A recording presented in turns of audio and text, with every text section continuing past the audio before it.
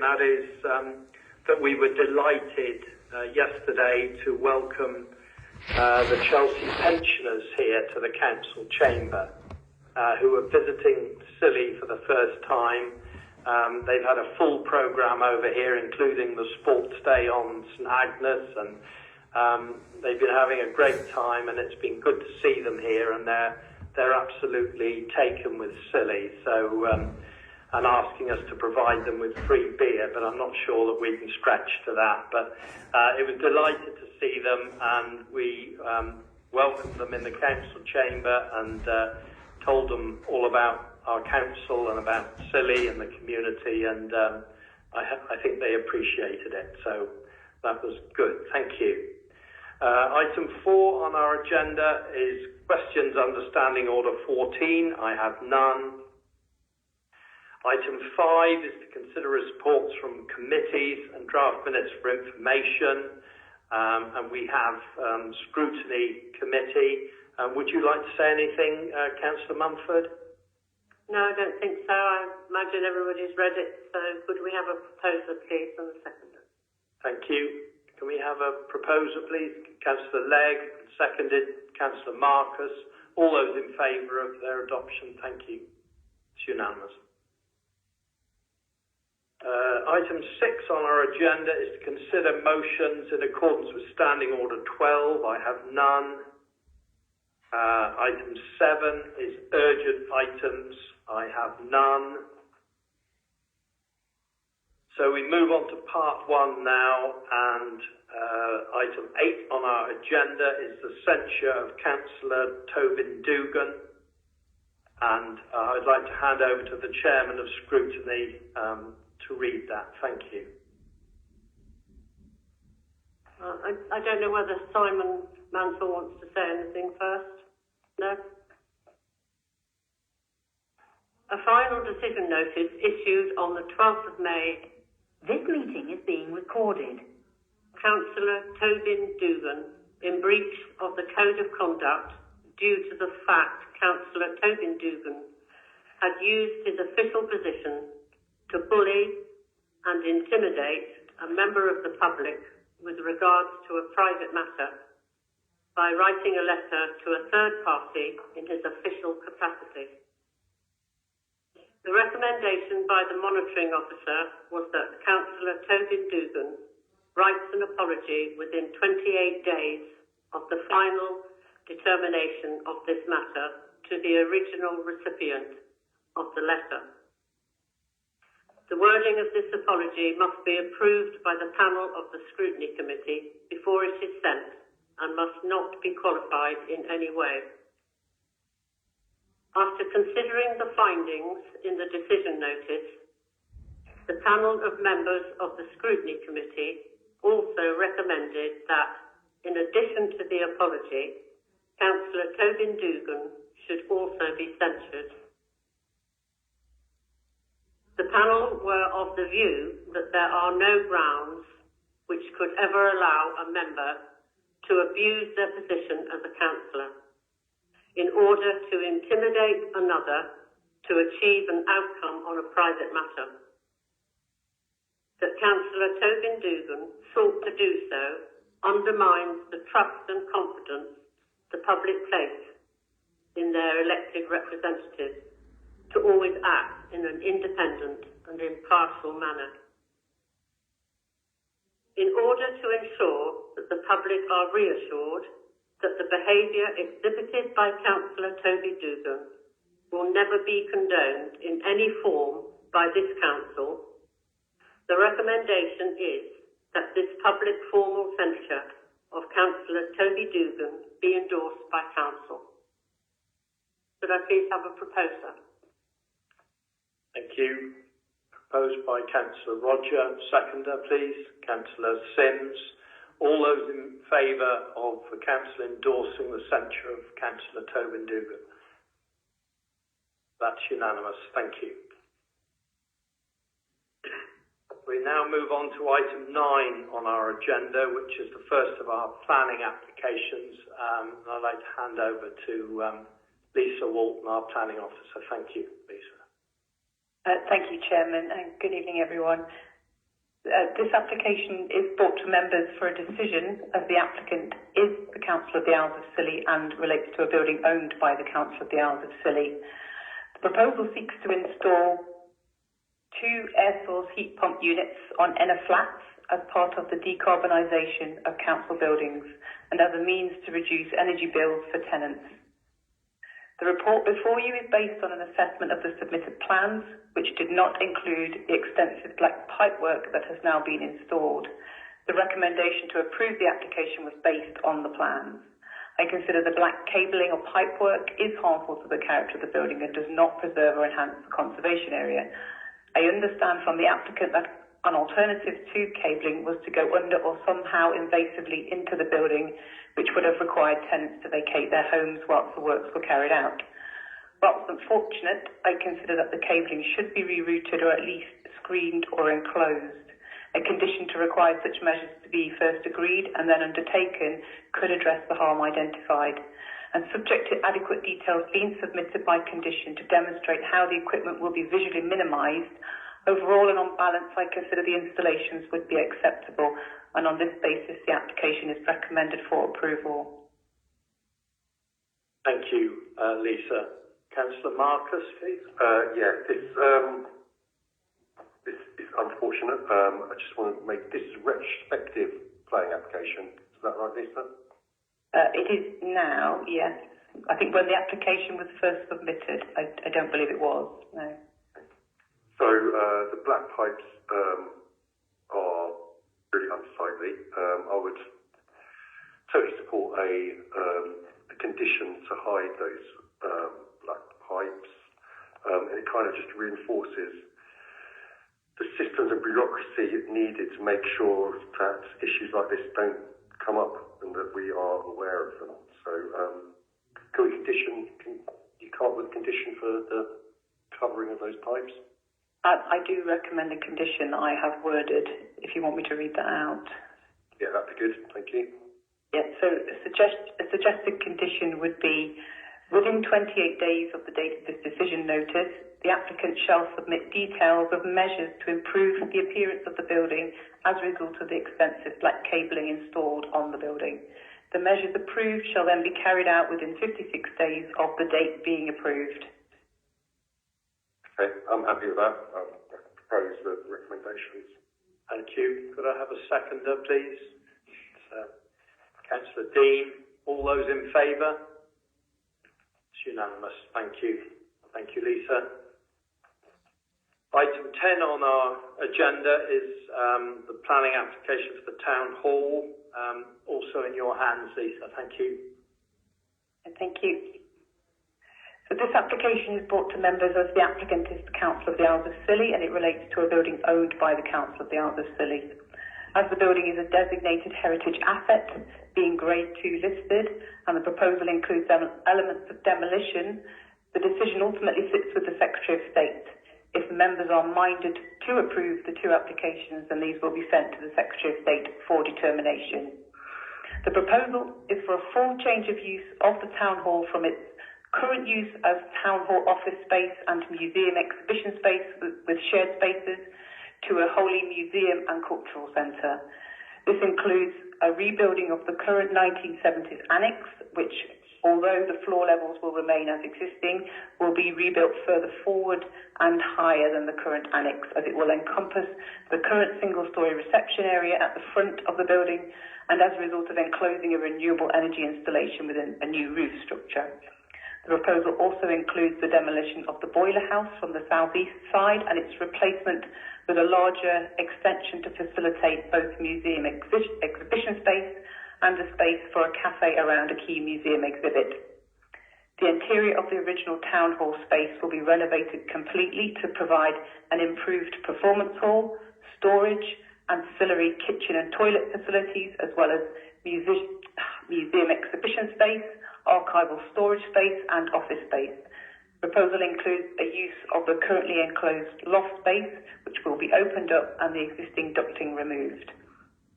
On the roof of the Town Hall, there will be a large number of solar panel installations, a pair of roof lights, as well as structures to link the air source heat pumps through to the town hall and provide head height to allow access between the two roof spaces. As you'll note from the report, I consider that proposal will result in some harm to the architectural significance of the town hall as a landmark building within the centre of Hugh as a result of the impact of the extensions competing in height. I also consider that the proposal results in harm to the historic significance of the town hall as a purpose-built and continually occupied civic building built for and used by the Council of the Isles of Scilly, a use that will be completely removed. The proposal will also give rise to harm to the setting of the attached listed buildings of Parade Cottage, its listed outbuilding and Spanish Ledge. I have concluded that harm overall is less than substantial on the basis that the town hall, without wishing to diminish its importance locally, is not the highest grade heritage asset. It is listed grade 2 for its local importance and its group value within Hugh as an important and externally at least a largely unchanged 19th century building.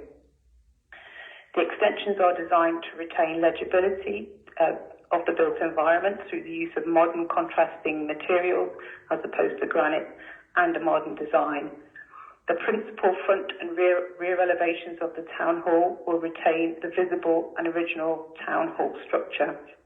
In determining applications, local planning authorities should take account of the desirability of sustaining and enhancing the significance through viable uses consistent with building conservation, the positive contribution of retaining an existing historic building to support sustainable island community, sustainable in the sense of environmental sustainability of reusing existing building, but also social, in a social sense of providing a facility to support the community, and the desirability of new development making a positive contribution to the local character and distinctiveness. Any harm or loss of significance of a Grade 2 listed building, where that harm is identified as less than substantial, should be weighed against the public benefits of the proposal, which includes securing its optimum viable use. In this case, I have weighed the harm with the proposed reuse of the building and concluded that on balance, as there are a number of wider public benefits achieved, including the removal of extensive detracting features both internally and externally, as well as the opportunity to open up the town hall, allowing the public into the revealed and improved town hall space, the proposal is acceptable. A number of conditions are recommended to ensure that the benefits to the building will be achieved, and subject to these, it is recommended that members be minded to approve the applications, bearing in mind that the final decision rests with the Secretary of State. Thank you. Thank you very much, Lisa. Councillor Marcus. Yes, thank you. I think we have to realise that this plan application is in two parts, the change of use and the listed building consent. With both applications, members have to weigh up the harms and benefits of the proposed development. The report, I feel, does a good job in weighing up these pros and cons and does not shy away from explaining where the benefits and disbenefits are in the scheme. I want to make it clear that I have no issue at all with the project. It's a great idea, which is a benefit to all parties and the community. But what members have to decide here is, separate from the project, are the plans before us, in pure planning terms, acceptable? Is there enough benefit in the plan to outweigh the compromises the plans make? Firstly, the change of use. These are previous reports to Council last year have mentioned a detailed plan for the change of use of Council, the different working practices. Is this detailed plan part of the application? In terms of the Council's yes. office space? Building, how the building is going to be changed. I'm trying to weigh up the fact that the Council will not have those offices anymore and where that staff will go, the civic kind of centre of the building as well. Like even basically, where's the flag going to fly? Where's the post going to be delivered? That sort of. No, that did not form part of the application that I considered. The applicant has informed me that will be addressed before this project is underway. Okay, so we have to there's quite a lot in the report about envisages and in the future, and I understand where we are in terms of funding, but again, for me, this has to be presented and weighed up with what's in front of us rather than what's promised in the future. Going to the design, the report states that members should decide whether the proposal will give rise to any harm to the special character of the setting of the listed building. For me, the Town Hall is one of the most prominent and recognisable buildings on St Mary's. Its siting is imposing, and by its scale and context, it's also a focal point for the islands as a whole. Therefore, to me, it's of real importance that the plans preserve and enhance the significance and character of the building. I feel the extensions proposed in the plans detract from the physical context of the Town Hall. The building becomes subservient to the remodeled 1970s extension, with the roof lines being higher and part of the natural slope of the roof being flattened off with a linking space. I feel I have to agree with the report when it states that the remodeled 1970s extension and the new building to house the gig at the rear of the Town Hall will reduce the visible prominence and harm its setting. I agree with the report that the internals of the building are not worth maintaining and need improving and have little architectural merit. Saying that, I find the internal plans for the building seem far too complicated and too high spec to be sustainable in both an economic sense and just how, from my experience of living on the island, how they're maintained. I understand the value that the new facility will have, and I understand the open-ended process that we find ourselves in. But personally, for me, that does not give me enough weight to pass the plans I'm not entirely happy with. Summing up, for me, I think the plans are nearly but not quite acceptable. I feel the loss of prominence and assertiveness of the Town Hall is not balanced by the potential gains of the design. I would urge the parties involved to scale back ideas and make sure the Town Hall is a development that is vibrant and essential to the community that it was previously, not subservient to the new uses that have been chosen for it. I'll leave it there, Chairman, and let other members have a discussion. Thank you, Councillor Marcus. Councillor Mumford.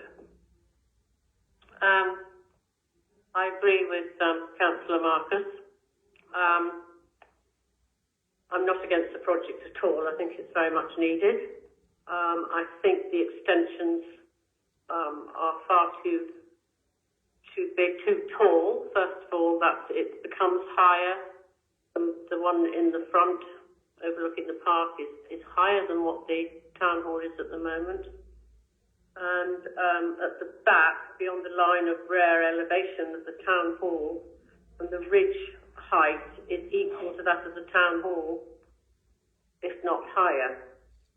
And I think it spoils the assertiveness of the Town Hall, and it also overshadows an 18th century cottage. I thought the report was very good. I'd like to could I ask the planning officer if we can put something in the recommendations that these can be looked at, the height of the building and the size of it? Is that possible to have something? I don't know. You're the expert at writing recommendations, I think, but So the plans are fixed. They haven't been amended. So if members are minded to approve this scheme, it is this scheme, and there is no condition I could write that could see the plans amended. It would go to the Secretary of State with that recommendation and those plans. You would have to, as members, defer this and ask, and I can go back to the applicant and ask for the scheme to be amended, or the scheme could be refused.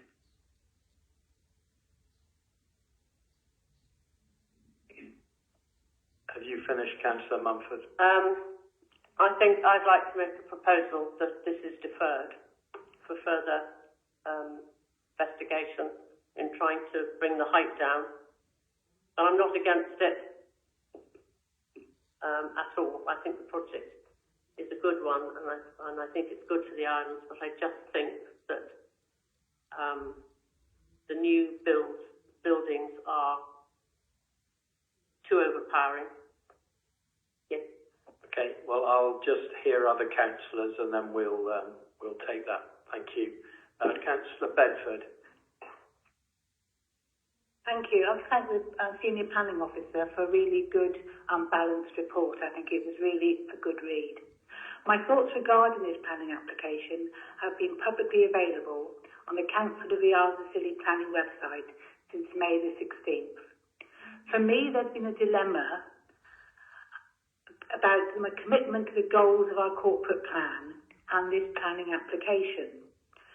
The Cultural Community Centre project is dependent on grant funding, which has not been secured. Councillors have been advised that not to pass these plans today may be harmful to the secondary application for grant funding, as it could be viewed that the councillors are not fully supportive of this project. In my view, this is a misrepresentation of the considerations of those councillors who have concerns about these plans. We're concerned about the plans and not the project aim and objectives. The proposed extensions, especially on the south-east side of the town hall, in my view, appears to lack proportionality in regard to the main building, being the town hall.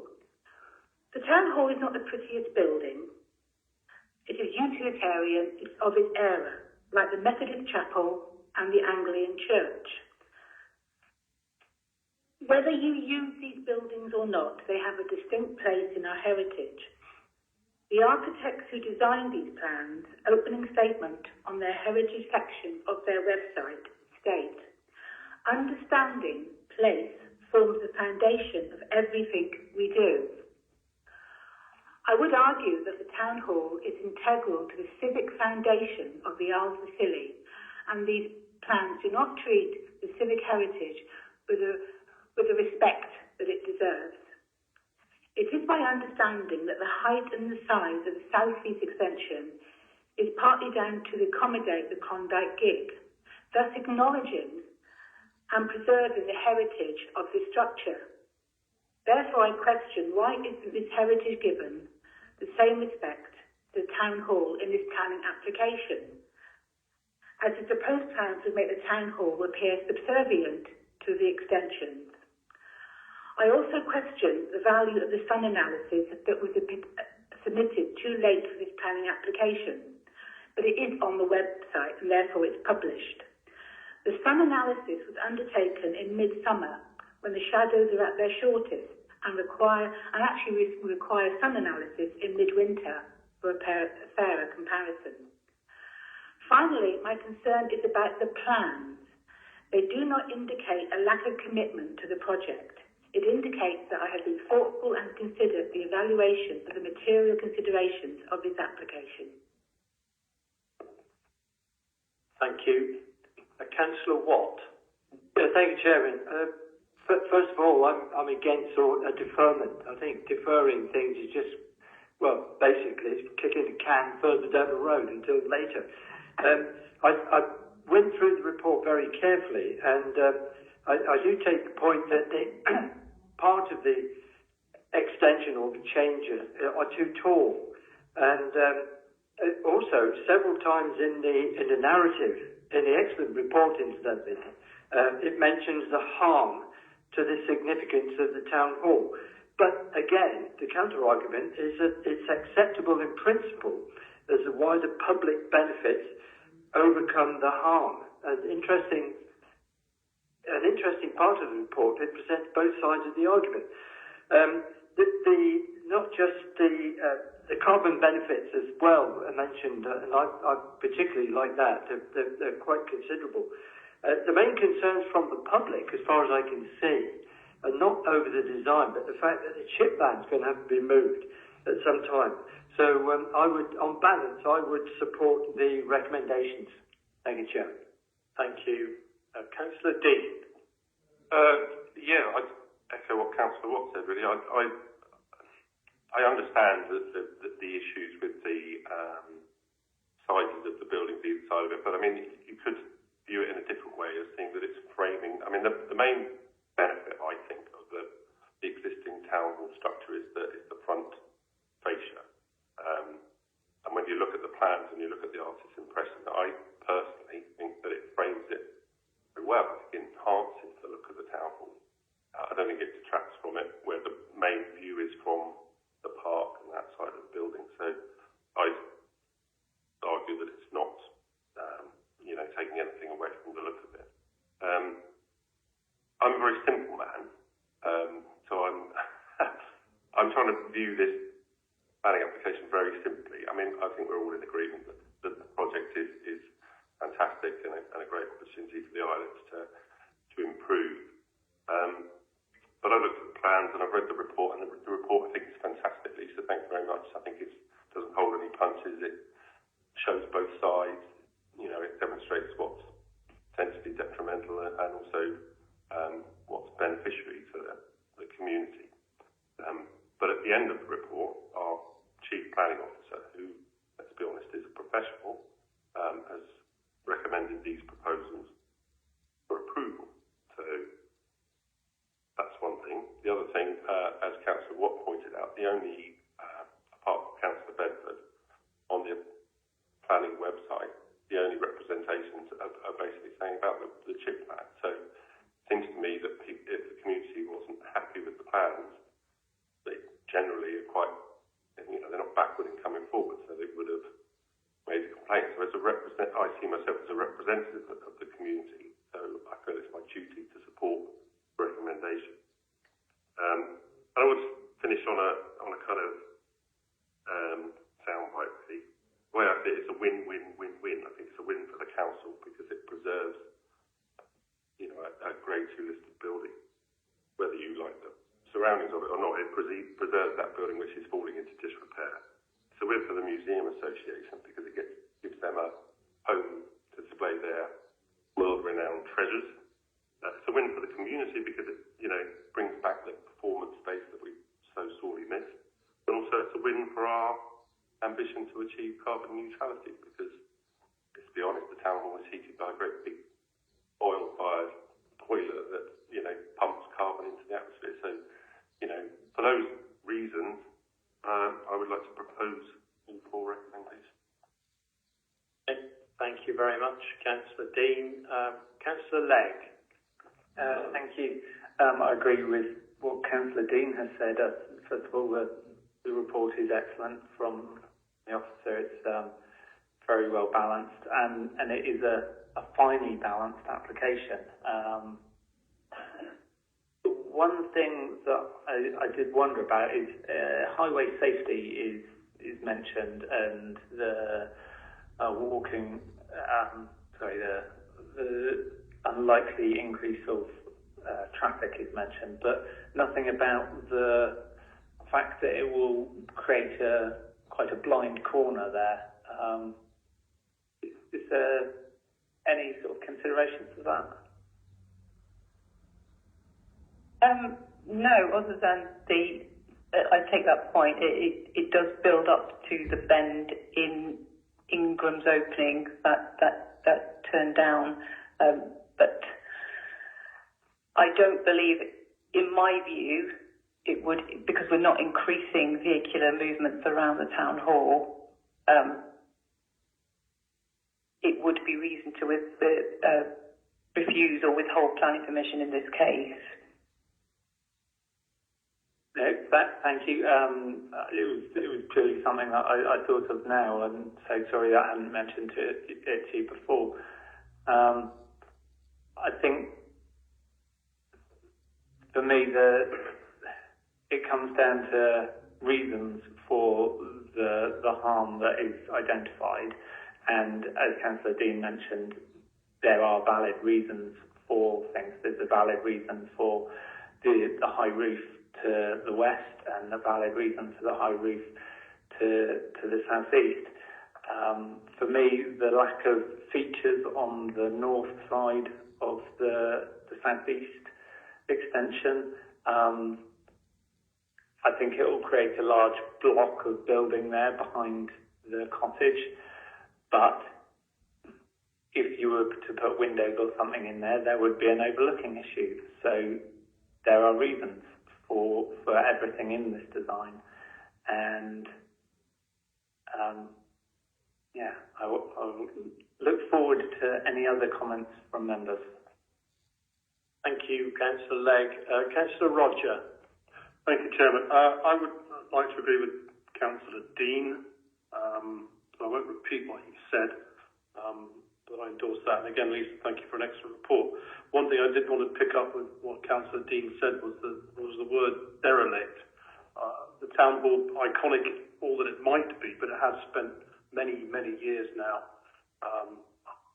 being unable to be used because of its unsafety, and the council not being able to invest in it, etc. So it is an iconic building, but it has fallen into disrepair. It doesn't look great. It looks unkept, and it's frankly quite an embarrassment, I think. Although it is still iconic, I think this uses that iconic centre and builds upon it for the future. So I'm in support. I'd like to second the recommendations, Councillor Dean. I would just like to pick up on one of the representation letters from Mr. and Mrs. Groves, although it's not for this meeting. I would like it noted. I think their comments with regards to missed opportunity for food trading in that area is very pertinent, and perhaps that can be picked up later by council at some stage. That is an issue, and I think what's in their representation letter is a very valid point. We should discuss it. Thank you. Thank you. Councillor Sims. Thank you for a very good report, Lisa. Now, I'm persuaded that the net benefits outweigh the harm. So I'm guardedly happy to accept the recommendation, but guardedly because of the height of the eastern elevation. But again, there were no objections to it, and apart from chip ban. My personal view is the visual impact would be considerably improved if the eastern elevation were to be lowered. At the moment, I think we're going to end up with a town hall sandwich, with the existing building being the cheese and tomato. And there are two mentions of the Klondike in the report, which seems to be the key reason for the height of the eastern elevation. And I think this could easily be remedied if the sales weren't raised. I don't think we reduce the cost, improve the visual impact, which will be with us for generations and have little or no impact on the museum offer. And I tend to agree with Anita's comment that the heritage value of the Klondike has been raised above the heritage value of the town hall. And I don't think we've got one town hall, we've got dozens of gigs, and that's the only one we've got that doesn't float.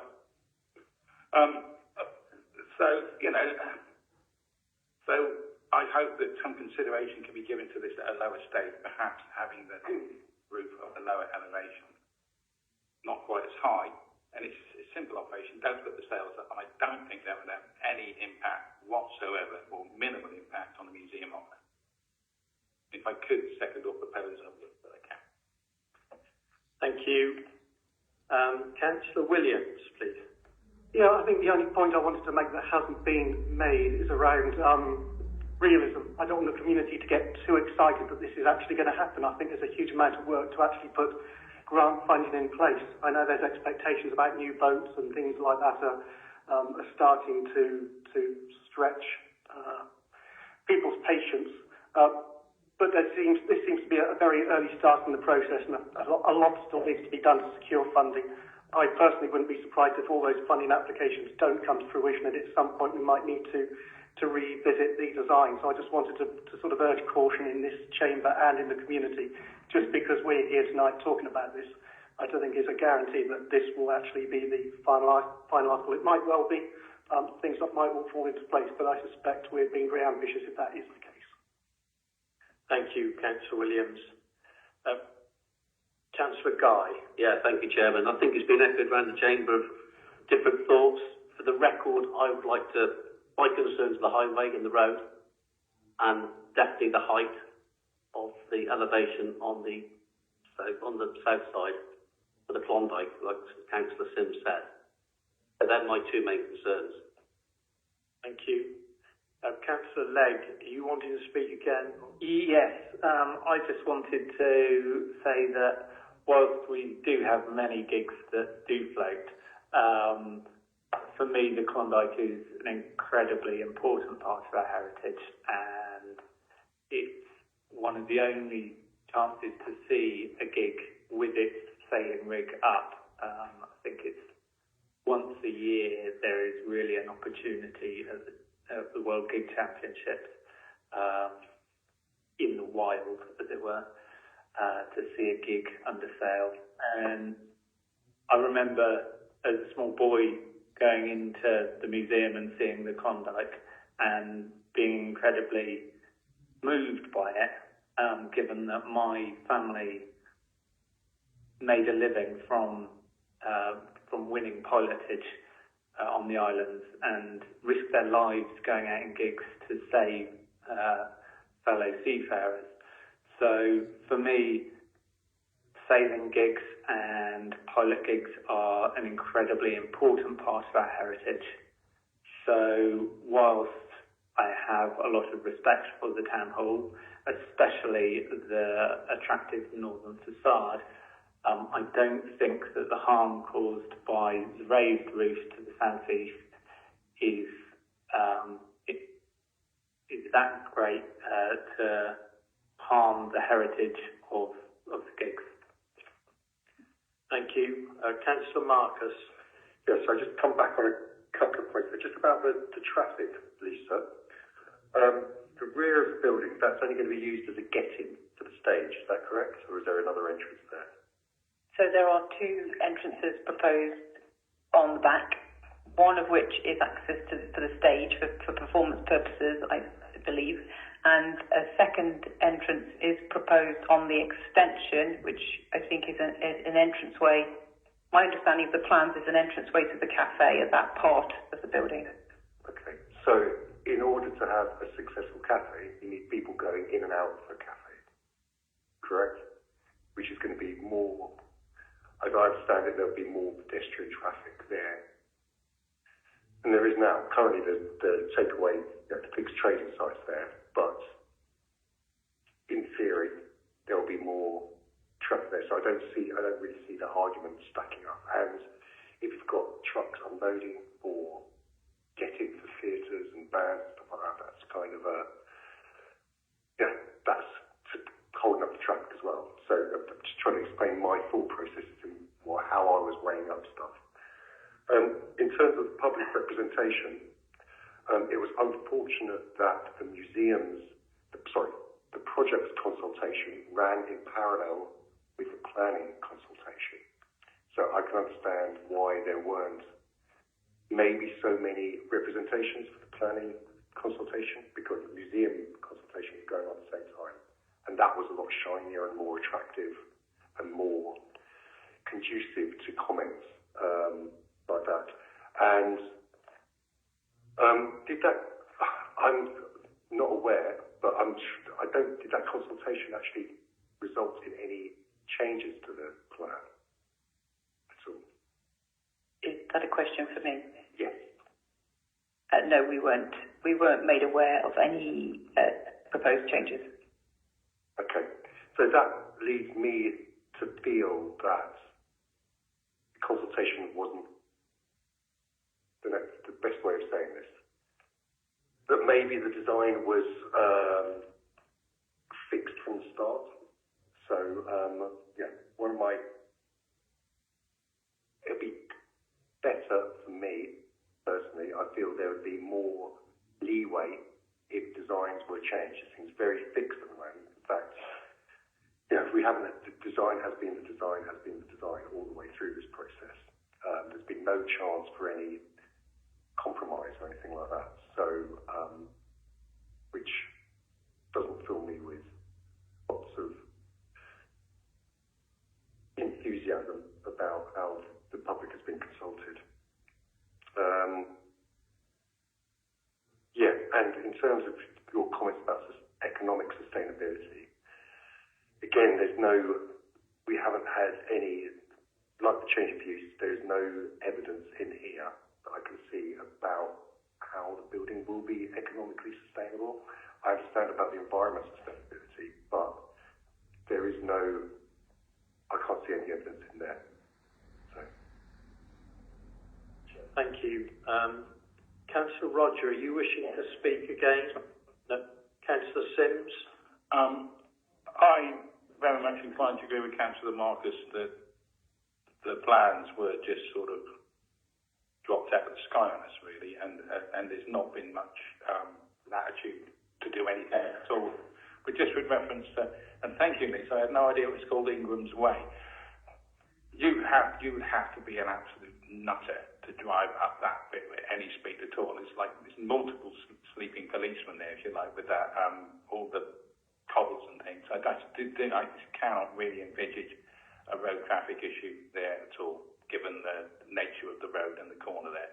Though I do take Dan's point with people unloading, but we're quite good at coping that. We have lorries unloading all over the place all the time here, and I think one more place where they're doing it on rare occasions is not going to be a significant issue. Thank you. Councillor Williams. Yeah, I think it's a question for Lisa. Can I just explore the process of the deferral? My impression is if we deferred tonight, it wouldn't totally jeopardise the future of the project. It wouldn't mean that we as a council have been any less supportive to the project, but it might allow us to address some of the issues which members I don't find totally palatable. It might allow us just to polish and tidy up some of the communication and consultation issues that Councillor Marcus has put in place. So I wouldn't, I don't know which way I'm going to vote at the moment. But would it be feasible to ask for sort of an 8-week delay, something like that, just 6 weeks, something like that, to talk to the designers, talk to the architects, to come up with something which is more universally supportive, which at the same time, as I said before, doesn't mean we aren't demonstrating full commitment to the goals that we're seeking to achieve. So, just in response, Councillor Williams, if you deferred it today, it would give me, I guess,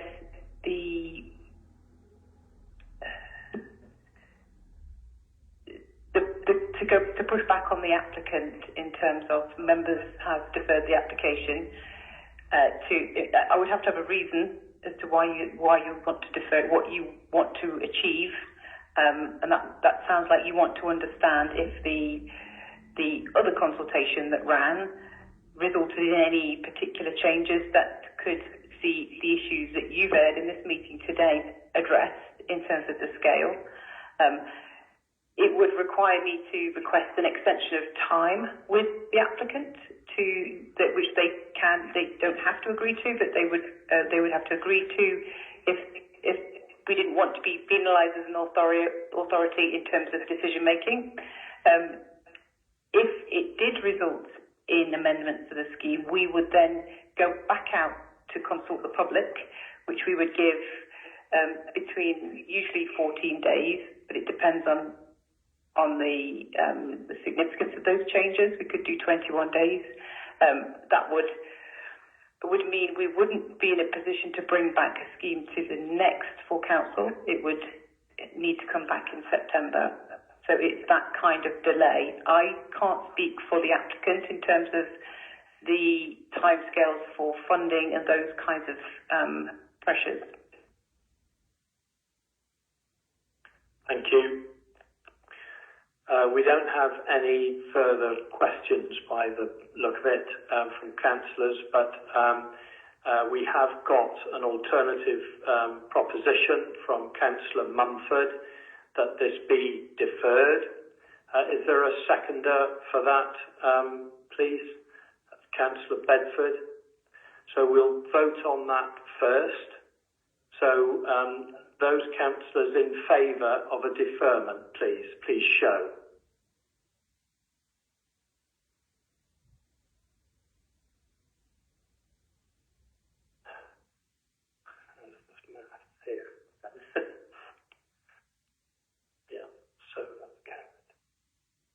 So that's carried. Thank you. So there's no point in taking the other recommendations. So that application is deferred. Thank you.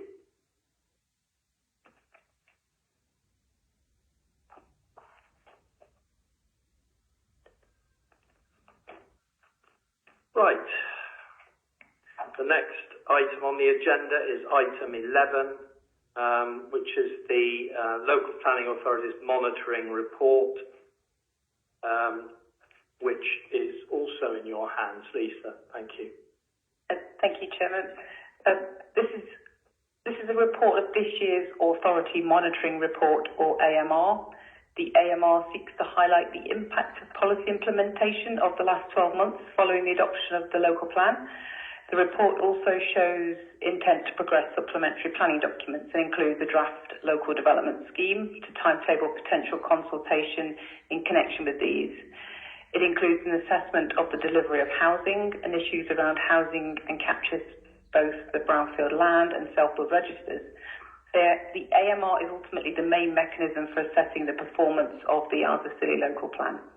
In relation to issues of housing, I think it's important to note that unlike most other local authority areas, the Isles of Scilly local plan does not set a target for the delivery of new homes.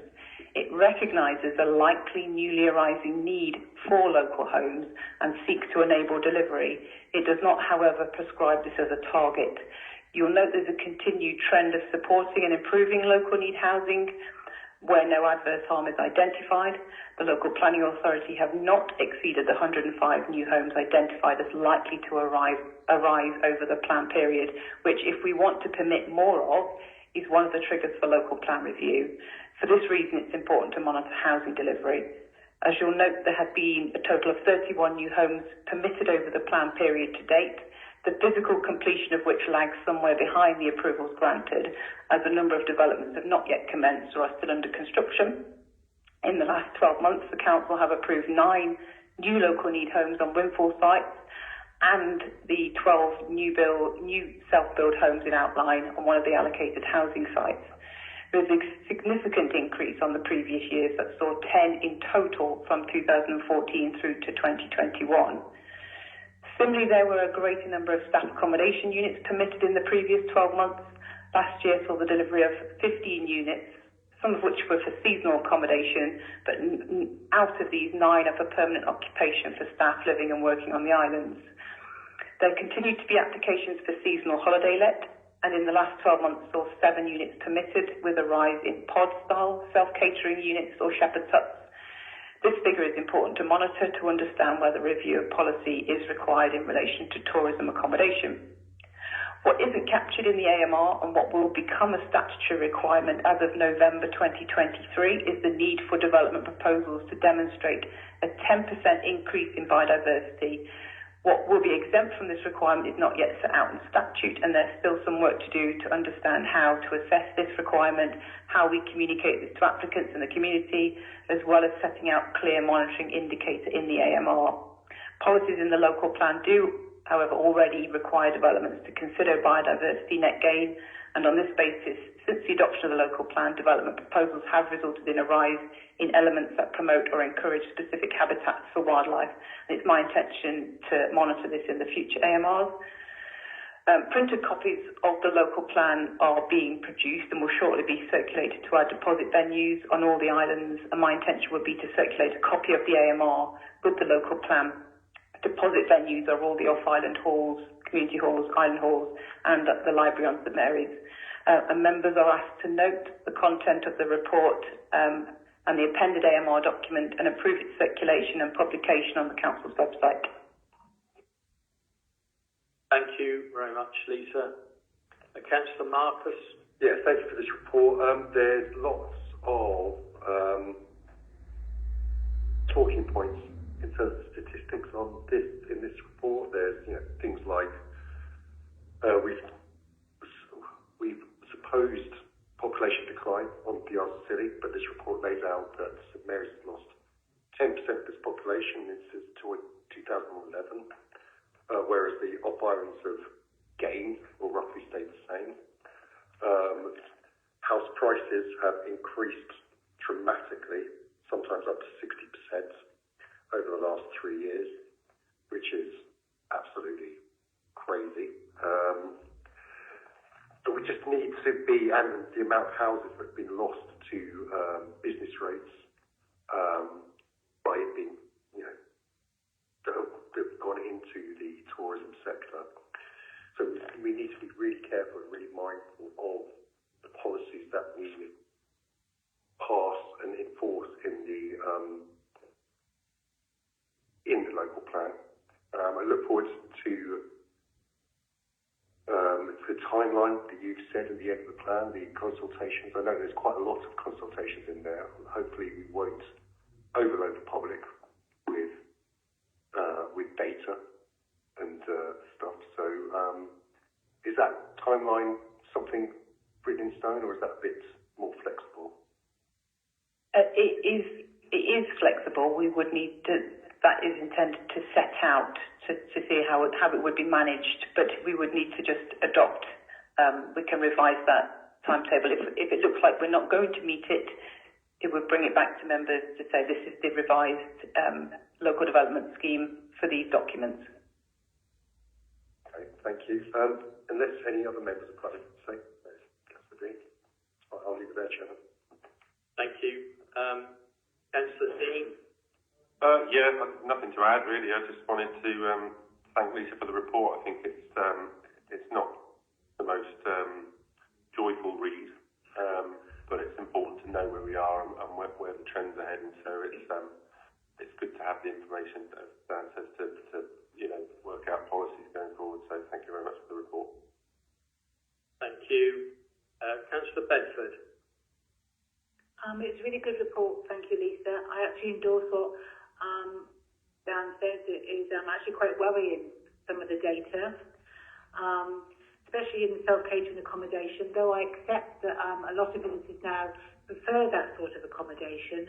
I'm just wondering whether how many guest houses and private residence and partitions of one home into two, whether that statistical information is available. I'm wondering if also we're at saturation level with our self-catering accommodation, but therefore market forces will probably determine that. The data was for 2012 to 2019. I think I agree with Dan. I think actually there's even more self-catering since 2019. And I just think it's actually quite a worrying trend, especially on the impact on our business rates. Thank you. Councillor Sims, please. Yes, thank you for this. There's loads and loads of really good stuff in here. You can get your head around. I think that what principally worries me in this is the demographic change. 9.6% in 10 years is I think when it was 9.6% to 2011 to now, which is an awful lot for a population smaller same area. So that's worrying as well. And the house price rises as well. I did say what maisonettes and flats had dropped. I guess that's just because there's such a small amount of the things sold that the ones that were sold in 2021 just wasn't as palatable as the ones that were sold in 2019. I would have thought that they're not bucking the trend. I imagine they're going up just the same as everything else. So thank you for a really, really useful report. It's a lot of meat to get one's teeth into. Thank you. Councillor Watt? Yeah, thank you, Chairman. Paragraph 51, which is headed up issues, I remember doing a survey about 25 years ago, actually, when I was tourism officer, that resulted in a trend, because I was concerned at the time that the trend, as Councillor Bedford pointed out, away from serviced accommodation to self-catering. And the last one I did, I remember, from memory, 51% of bed spaces, I'm talking about bed spaces now, self-catering against 49% in serviced accommodation. And the last part of that paragraph 51 says no up-to-date data available on self-catering units, which is a key issue to address. And I wonder if the Island Partnership is going to address that. I don't know whether Councillor Rogers could highlight it, would help us on this. I can certainly try. Yep, I'll take it to the team, Councillor. Thank you. Councillor Grottick, please. Thank you, Chair. I'd just like to thank Lisa as well for a really good report. I think there's so much in here. I'm hopeful that this can be the basis of a work in progress. I'm especially interested to watch the work that the Cornwall Council are doing, meeting with Devon and Cumbria and other coastal regions to talk about the balance between residential accommodation and tourism self-catering accommodation, and making approaches to central government to talk about how coastal communities are actually going to have the powers to deal more proactively with some of these issues. So I'm hoping that perhaps we can even have a workshop or revisit the basis of this report in the light of the response that Cornwall Council and other authorities have to some of the challenges that they're currently facing. Thank you. Thank you. Councillor Fraser, please. Yeah, thank you, Lisa, for the reports. A lot of interesting data in there. I'm not sure if it's really a planning issue or not, but there's no mention of second homes. Yes. Yes, it's disaggregating that information from general council tax data. It's not apparent if a property is a second home or a holiday let. I mean, on Briar, it's certainly a large number of second homes. Perhaps don't give planning for a second home, but it certainly impacts on the housing stock. I'm sure it's not only Briar, it's all across the islands. Isn't this something we should be taking into consideration? Thank you, Councillor Fraser. Chief Executive, please. Councillor Fraser, it's just you might have noticed, obviously, the legislation going through Parliament at the moment, which is allowing councils to put multipliers on council tax for second homes. So there'll be a decision coming this council's way at some point about what's your appetite for raising council tax levels, multipliers on second homes to try and bring them back into, residential use. I came down on a boat with a bunch of second homeowners this evening. That's going to be an interesting trip back. Okay. Thank you. Councillor Marcus? Yeah, if that's okay, I'll propose the recommendations. Thank you. Could I have a seconder, please? Councillor Bedford. All those in favour? It's unanimous. Thank you very much. So we move on now to item 12 on the agenda, which is the fourth quarter and outturn financial performance report. And I'd like to hand over to Russell Ashman, our 151 officer. Good evening, Russell. Good evening, Chair. Good evening, everyone.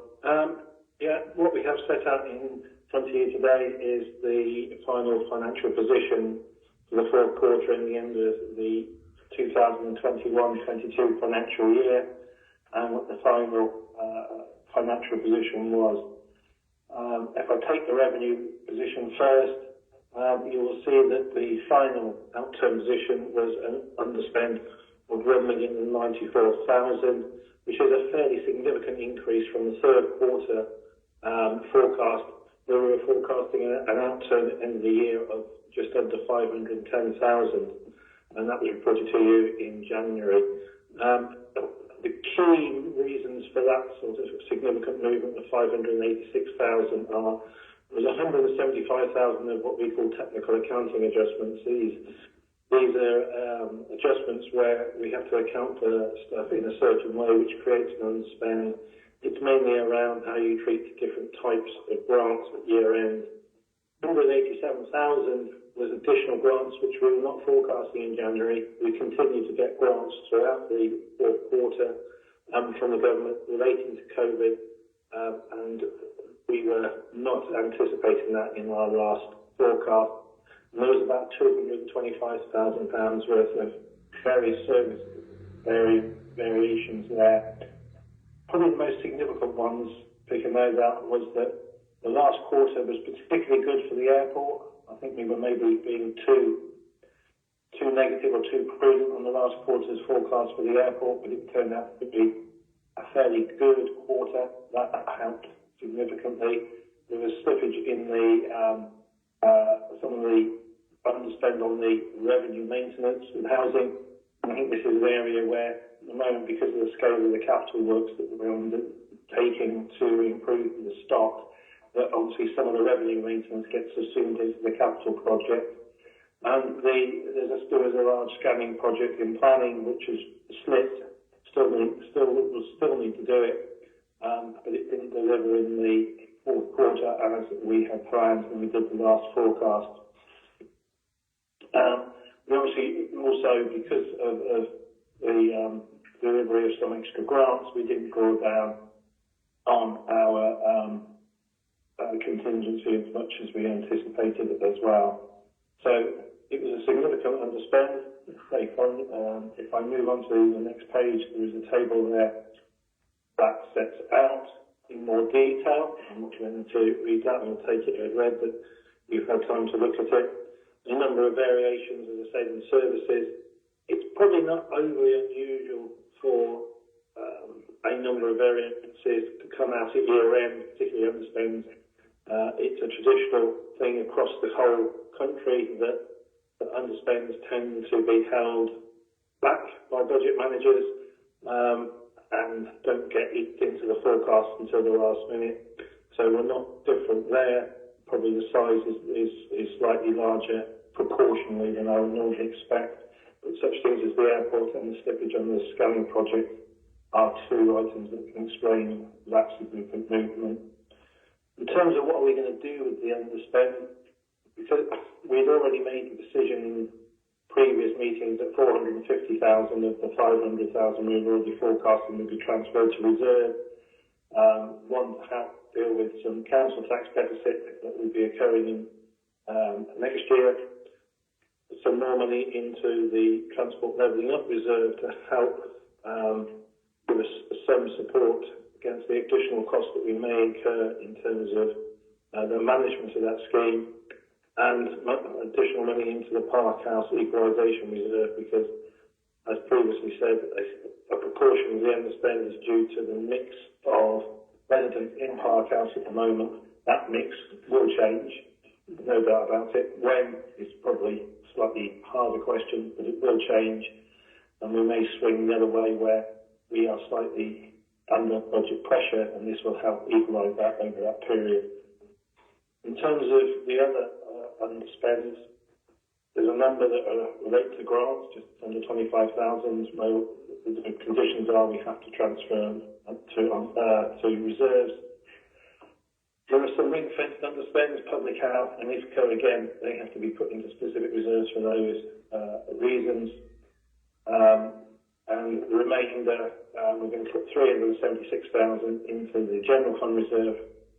And again, there's some grants going back into for the housing reserve for grants that we didn't spend, but we need to keep those sums identified because we still need to deliver in terms of those grants. And the scanning project will happen, so we need to keep that money available. So a fairly significant underspend going forward. But I think we probably just need to think through and raise the issue of what is going to probably occur during the current financial year. When we set the budget, we made what was probably thought last November as a relatively prudent allowance for inflation. I think just over 3%. We knew it might be a bit tight, but I don't think any of us would have thought that we were going to be a significant sum out. I think now we can see that inflation is running nearly double figures. It's probably going to get higher from the Bank of England before it starts to come back. And even then, the Bank of England's original forecast that it would come back relatively quickly. Even they are now saying it could be 2 to 3 years of higher inflation. I think 6% is in their forecast for next year on top of 10 or 11% for this year. So there are going to be significant inflationary pressures. We all know what some of the drivers are. Obviously, there was the supply chain issues that were already starting to develop coming out of COVID, and that was further exacerbated by, obviously, the war and the Russian invasion of Ukraine, which has further driven up prices on commodities. On that basis, my estimates at the moment is that we could be facing a budget pressure in the current year of somewhere around the £500,000 mark of more inflationary pressure than we budgeted for. So I think by putting the 376,000 into reserve on the basis that we will probably need to draw on that in the current year, I think is a prudent position to be. In addition, although the reserves are still quite significant, even taking it before that 376,000, I think if inflation does run at this for a couple of years, we will have a significant budget pressure on setting future budgets, and we will probably need to use our general fund reserve to try and smooth that and allow us to find ways of delivering savings over a 1 to 2 year basis instead of having a reaction of just a bit of a cut and slash and burn in the first year. So I think we will be drawing on our reserves going forward. We've had 2 or 3 years where they've been topped up, and they've topped up to a very nice level. And I think the time that we'll start drawing on those is fast coming around the corner. The reserves are set out there. I'm not going to go through those. So there's a table there that sets out what a reserve position is against all the various headings. What I will move on is capital expenditure. And you'll see that the table there where we show that we outturned with a spend of 2.57 million against our latest forecast of 2.8. So against our latest forecast, we achieved quite well. We got 92%. Taking it back to what we were anticipated 14 months ago, we anticipated, or the forecast when we started the year was we were going to spend just over 4 million. So quite a bit of slippage on that original plan. Again, it's not an unusual occurrence in local authorities. There is an over-optimistic approach early in the year on how much capital can be spent. We do need, as I keep saying, improve our forecasting. I think later in the year we've got better forecasting. We need to feed that in earlier in the year going forward. But again, no major issues or pressures in the existing capital programme. Slippage, but there's no projects there that have been notified of, other than the ones we know of, which are being, I'll come to in a minute, that are going to cause us financial pressure. The major schemes I just go through quickly. Go EV, we're now just under 85% spent at the end of the year. There are still some money to spend in the early part of 22-23 on time to spend that. Again, not looking to think that that will be anything other than be spent on budget and on target. Voucher scheme, we're 60% spent. I think we will probably end up undershooting here. There is a revenue capital difference of a slight overspend on revenue. Some of that is the difference in treatment between how the grant funders treat capital and how the council has to account for it. We will need to adjust that slightly in the way we present that, but it's not a problem. It's not an overspend that we have to worry about. It's just a presentational issue. The one project, obviously, you're aware of where there is financial pressure is the Climate Action City project. And the figures here show the original forecast of 3.7 million.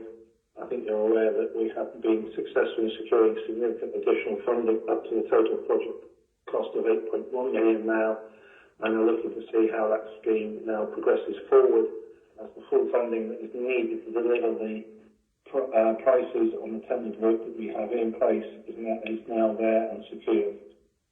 So again, although there was a problem, it does now is solved, and we're not having got financial pressure there anymore. Savings, I won't be on that, but obviously we delivered the majority of them. They were most of them are rollovers from the previous year. There's a couple of ambers that are rolled forward, but they've been mitigated by the various budget holders delivering savings elsewhere within their area.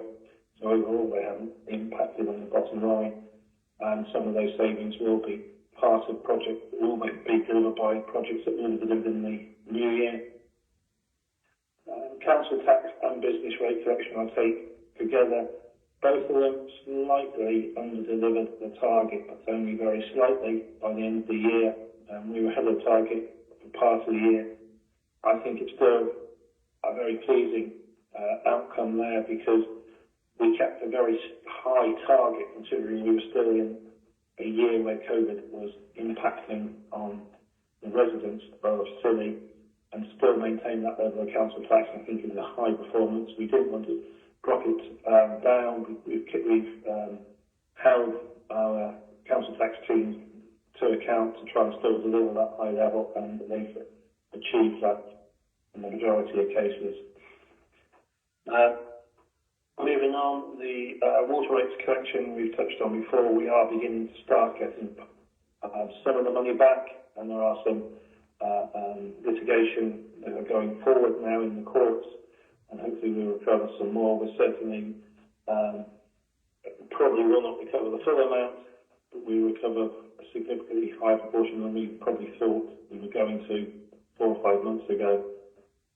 So, good news, and we've provided 100% for that, so anything we do collect is a bonus. The housing rent collection has had a slight blip in the fourth quarter, and we're still looking at it. The figures are obviously not quite correct for some reason, and initially when we put the report together, we haven't been able to ascertain why, whether there's a miscoding in there. The team have been heavily involved in producing statutory accounts to the statutory deadline, so we will now be looking at that. I'll report back in the next report. It's beneficial, but we do believe it's incorrect in some way. There's something not quite right there. The summary debt position steadily improving. It's in a lot better position than it was several years ago for members who were around in those times. The total outstanding now is 367,000, I think, down from what it was at the end of Q1, but a couple of years ago this figure was over £1 million, so we're going in a really good direction. And the amount that's actually overdue now, although still a significant sum, it's 187,000, living at the level that was beginning to become worrying, which was the case several years ago, so it's a good position. Another one, payment of invoices. Our performance is poor.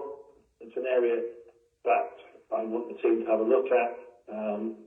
I think there is a situation where I don't think people passing invoices or identifying when they've had an invoice dispute. So therefore, it looks like the invoices were paid late. There is a process for trying to identify those, and that's not acting as it should do at the moment, but we will be looking at that in the new year. There's a table on the following page that sets out our treasury position following the final position at the end of the year.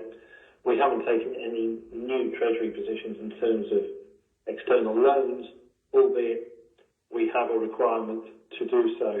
We have you'll see that we're under borrowed by about 4.6 million, and what that means is we've expended the money, but we've held off borrowing at the moment because we have cash, surplus cash in the bank, so we don't want to borrow while we've got surplus cash, but that cash is committed to other uses, so once those commitments are met, we will need to borrow to bring the cash balance back. So the money committed has already been spent, we just haven't triggered the external borrowing. That is my report. Thank you, Chair. Thank you very much, Russell, for that. Councillor Grotte, please. Thank you, Chair. I'd like to thank our 151 officer for taking us through another clear report. As noted, this fourth quarter and out-term report for the last quarter of 2021 to 22 shows that the council is in a good financial place. So, stating again the obvious, that sound financial management is the foundation upon which members and officers can have the confidence to plan good services and embark upon the ambitious capital programme that we have in train. As Russell has mentioned, the actual outturn is a considerably larger underspend than we had anticipated, but as he has carefully noted in paragraph 2.1, several points emerge.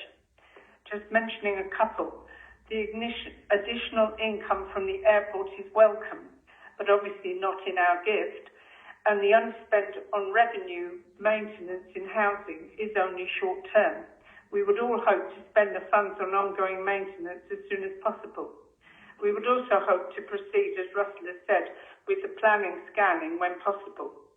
COVID grants have formed an important part of this particular report, again as mentioned. I think I'd like to say to Russell that I'm sure his message of caution is received loud and clear. In many ways, this report, I think, shows the calm before the storm, with inflation rising fast and the cost of living crisis ever growing. It is pleasing that the council tax collection rates at the moment are holding up well. There is a comment, as you will have noted, that there is some movement to business rates. I would only ask that we monitor this carefully so that only genuine businesses can apply. With regard to outstanding water rates, I also hope that we will support legal action to recover if at all possible. In brief, those who pay should pay. This is only fair. Well, we obviously hope to support as much as we can those in difficulty. And to finish, we look forward to the financial workshop shortly, where we can work together with Russell to move our finances forward and commence, hopefully as soon as we can, planning for the following year. Thank you very much, Russell. Thank you, Councillor Grothick. Councillor Sims. Thank you for the report, Russell. I must admit I like the first bit best. It does feel a bit to me like this is the last normal day before the sun goes out, because with the inflation going on. I just wanted to ask a question. We will get a settlement in late autumn. Will that reflect the current rate of inflation? Because no, I didn't. I thought you'd shake your head. It's just the way I look at it. The money we put in reserves this year is great, but 22, 23, and then 23, 24 could just wipe it out. In fact, it looks like it will wipe it out. Now you're nodding. You should shake your head in different places. Yes, I will, Councillor. I will come back on that. What we want is reflected. That's my big question. Thank you. Yeah, rather than just nod and shake, I'll just give a little bit of context to that. I live in hope we may get some additional funding from the government. You have to remember the government had a 3-year spending review that they set last year. The Chancellor set it last year. We only had a 1-year settlement as part of that spending review for local government, but the control totals for each department are set within that 3-year plan. So I'm not anticipating that if they stay within the current spending review that the Chancellor has set, that there's going to be any more money for local government. And I very much doubt whether there will be a redistribution that would benefit Scilly at the moment, although I always live in hope that they will when they accept our argument. So, as I say, unless the government whip up their spending review targets that they set, I don't anticipate any additional funding. Therefore, as I think I've said, is that in theory, our cost base with inflation at that level could rise in 1 year by about £500,000 more than we've got in the base. Over 2 years, that could be closer to £1 million. I would not be recommended to you that we take £1 million out of the cost base in 1 year. We would need to look very carefully how we achieve that, and to give us time to do that in a controlled manner, we would probably need to draw on reserves for a couple of years. And that's why I think we're in a really healthy position having those level of reserves, but I think they will be drawn down over the next 2 years, unfortunately. Thank you. Councillor Watt, please. Thank you, Chairman.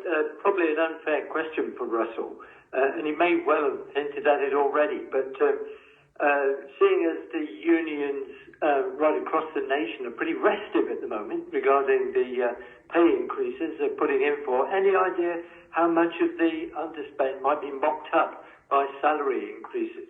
As I said, it's probably an unfair question.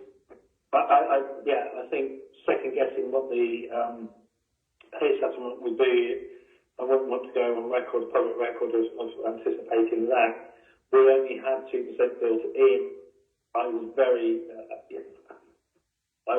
much expect that to be significantly insufficient going forward. So yes, we will have a budget pressure. When I say inflation, the £500,000 includes both pressure on external spends through contracts and through inflationary pressure that we haven't built into pay. But I very much doubt whether the pay settlement will be agreed at 2%. I can't guarantee. The unions have put their request in. We all know that they want inflation, which is 11% at the moment. So obviously the negotiations are about to start in earnest, and we've already seen where the negotiations have led with the rail industry. So I think it's going to be a difficult time. Thank you. Chief Executive. Thank you, Chairman. Just to add to that point, I mean, as Russell said, I was with South West Council's meeting last week talking about the beginning of the pay negotiations. It's likely that they will be going for, the employer side will be going for a 2-year settlement with the unions. And as Russell says, even if you just looked at the bottom end of the scales, which luckily we haven't got a huge number on the Isles of Scilly, the national minimum wage increases would be in the order of 11%. So, we are going to be looking at cost pressures across the board in terms of inflation, both on goods, fuel, energy, as well as staff, and that's why we will always be urging caution to you all in terms of trying to make sure we're financially secure. And actually, we are in a good place, better than many other councils, to actually have a proper conversation about that, rather than getting into knee-jerk reactions that Russell referred to. Thank you very much. I don't see any other questions. Just from the chair, I'd like to thank Russell for the report. And I would just like to finish on a positive note, because although we've all been talking about caution and so on, which is absolutely right, as the Chief Executive has mentioned, we are in a good place, very different to a lot of other councils.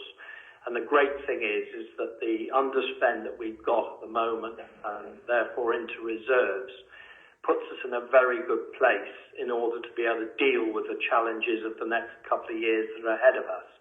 So if we didn't have that, we would be in a much more difficult situation. So it's great that we have got these reserves. It's not going to solve all our issues, but at least we've got that, and that's going to help us through. So thank you very much for that. And on that note, I would like a proposer, please, for the adoption of the recommendations. Councillor Grottick, seconded Councillor Sims. All those in favour? It's unanimous. Thank you very much. We now move on to item 13 on our agenda, which is the Flood Risk Management Plan review in the hands of our Chief Executive. Thank you, Chairman. I'm just covering this report to Tanya. Members will recall we did do a member informal on this particular point, and it's more of a tidying up exercise. To be honest, there's been an ongoing review of the flood management plan led by the Environment Agency. We asked for a number of amendments to that plan, which will now run from 21 to 27. We put forward 4.